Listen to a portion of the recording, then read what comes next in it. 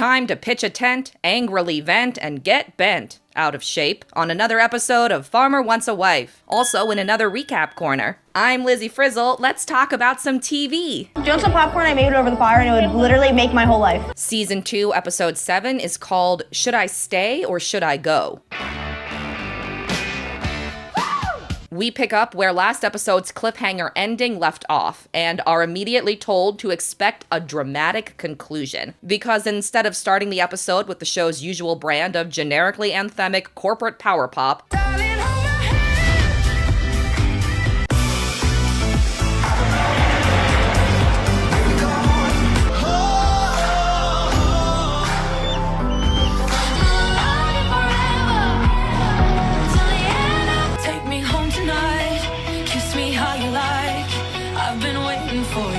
episode 7 opens like this.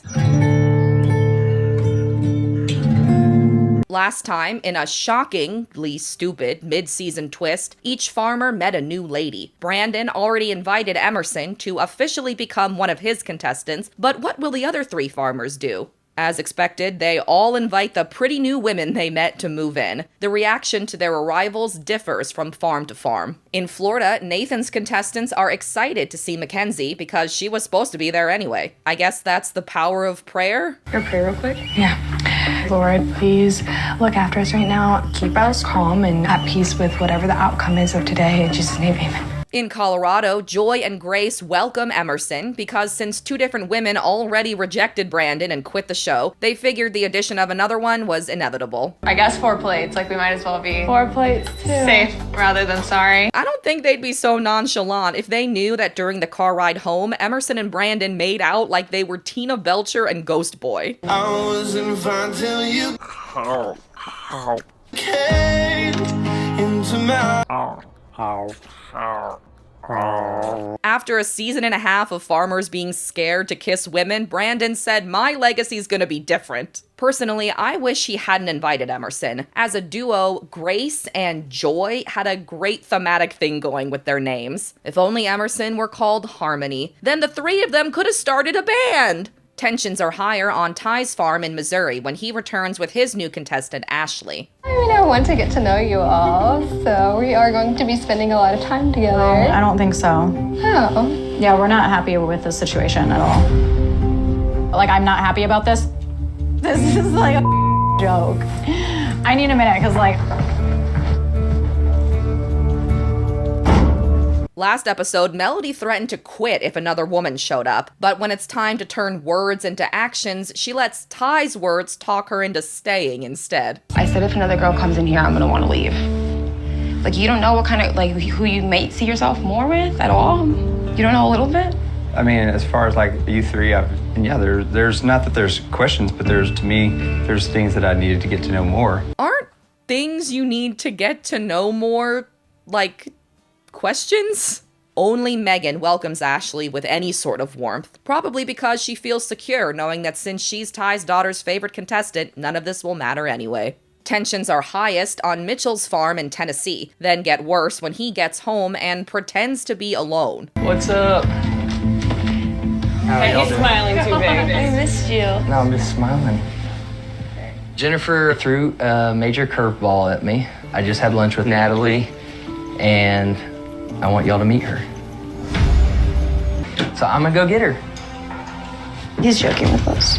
Meanwhile, Natalie is chilling in the driveway, describing herself to camera as old-fashioned when it comes to dating, while she waits to be introduced as the twist on a gimmicky reality TV show. Once Natalie's inside, Kate and Kiana say it's nice to meet her, then walk out, because it obviously wasn't. Sydney sticks around longer, but eventually retreats to a hay pile of solace. Because I thought it was funny, I chose to interpret this as a strategic choice by Sydney to up her farminess now that there's a woman with a southern accent around. Before, liking hunting and knowing how to chop wood might have been enough to win, but now, just to be safe, she's gotta claim the hay as her thinking spot. I understand why this twist upset some of the contestants. If you've spent a month on a guy's farm acting out a harem anime, and he invites the first new woman he meets to also move in, then was he ever seriously interested in any of you? On the other hand, I think you have to expect twists if you're appearing on reality TV. Lots of dating shows add contestants partway through the season, and though I think it's counterintuitive to the expressed purpose of dating shows, building deep connections with people, We're still,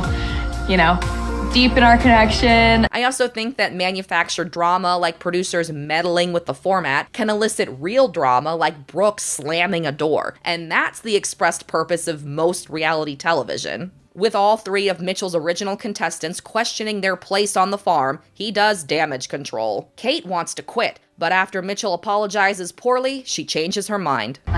I thought we had a connection, and that proves what happened in there is there's not a connection with us. That's not the case at all. Sorry for if I did, offend y'all, which I obviously it did. That means a lot. Our connection's definitely worth fighting for, and I want to stay here. Kiana wants to quit too, but she also changes her mind. She says she's staying for Mitchell, but I think it's for the beta-carotene. Mitchell tells Sydney that it hurts him to see her hurt. Not enough to not do the hurtful thing in the first place, though. He also praises Sydney for not threatening to quit like the other two, because it shows her character. Conveniently, it also means he has to manage her emotions less than Kate's or Kiana's. So after all that posturing, exactly no one actually quits. By the next morning, no one's even mad anymore except Brooke, who doubles down on turning her nose up at Ashley. How did everyone sleep? Not good. No. It's hard for me. It's gonna take me a while I understand. to warm up. Their awkward breakfast is mercifully interrupted by the day's farm work. The women drive vehicles called side-by-sides to help Ty herd cattle. Kudos to whichever diabolical producer sat Brooke next to Ashley. This is basically the same chore we saw Nathan and his contestants do in episode 5. The only difference is that Ty rides a horse instead of a side-by-side, and no one gets manure in their mouth. That we know of. Go wet Keep your mouth shut. In Florida, Nathan teaches the ladies how to dig holes, I like digging holes. while Kristen worries about her relationship with him. In her month on his farm, she's felt only friendship vibes, nothing romantic, and he's yet to invite her on a solo date. Didn't we already see this storyline play out between Nathan and Rachel earlier this season? Guess he didn't take her advice to step up his flirting game. You do need to start stepping up your flirting game, my friend, because you're not flirty enough. In Tennessee, Sydney encourages Mitchell to give newcomer Natalie lots of attention so he can figure out faster if he likes her or not. No farm work is shown. And the closest thing we get in Colorado is a quick shot of Brandon, dressed like Ben at Tribal Council, and his contestants parking a side-by-side of their own. Where were they coming from? Only the potatoes know. We do know where they're going, though. To South Carolina for a camping trip with the rest of the cast. Like hay through the hourglass, so are the group mixers of our lives. On arrival, Jennifer Nettles explains that she's separated the farmers from their ladies so the new contestants can meet all the other women. First up, I've separated the farmers and the ladies. You guys excited? I'm so excited. So much fun. So the new arrivals can meet the other women. But that's the format of every mixer. Why'd the show act like this time was different?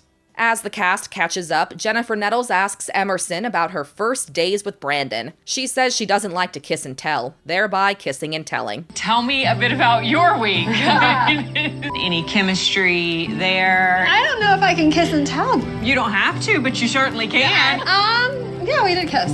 Okay. Yeah, we did, and it was great. Mama kudos for saying that, for spillway. News of the kiss travels through the International Women's Network to Grace. Remember, women are in constant communication with each other. Who feels threatened by Emerson's arrival for the first time and later pulls Brandon for a private talk to ask if she should feel threatened by Emerson's arrival. He responds with another kiss, which seems like an answer to her question, but isn't. Meanwhile, Brandon continues his streak of asking the other farmers about their kissing habits. Been doing a little kissing down there. So, What about you guys?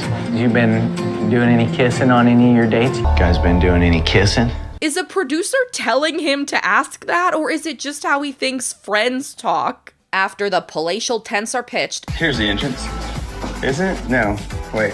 the farmers pull women for a series of forgettable solo talks. Nathan takes Kristen on a boat ride and asks her to bear with him. I want to get to know you more, but just bear with me. I think there's going to be an opportunity soon. As beautiful as it was, I still feel like we've stayed in the friend zone, which makes it hard for me to want to stay. Brooke finally approaches Ty after not talking since Ashley's arrival, but neither seems that into the other anymore. Brooke's turned off by Ty's decision to bring a new woman onto his farm, and Ty's turned off by Brooke's reaction to his decision. I just wanted to chat with you because I still haven't had a one-on-one date, and I know you have to make that decision soon. Anything else? I'm just curious, as far as, something other than a one-on-one date, or? No. No? He used to like her sass, but not so much now that she's turned it against him. Mitchell pulls Natalie, then tells the camera later that their conversation felt forced. How you doing? I'm good. Yeah. Settling in a little bit, I hope.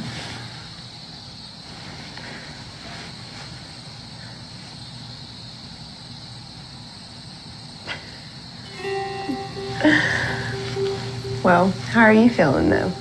Good. After, he pulls his old standby, Sydney, who's changed her mind about him giving attention to Natalie now that he's doing it, and wants to be taken on the next solo date herself instead. Mitchell says he's wanted to do that all season, which is hard to believe since he's had 3 prior chances to invite her and didn't. In an editing choice that makes me nervous, there's not enough footage to fill up the back half of the season. The episode ends before we see the next solo date selection. Who will snag Mitchell's attention, Natalie or Sydney? Who will be the next to quit? Brooke? Kristen? Is Joy finally getting eliminated after telling Brandon she feels no emotions? We don't know yet. To find out, come back next week for another Farmer Wants a Wife recap. Thanks for watching. In the meantime, if you're so inclined, please like and subscribe. Thanks again. See you next time. Bye.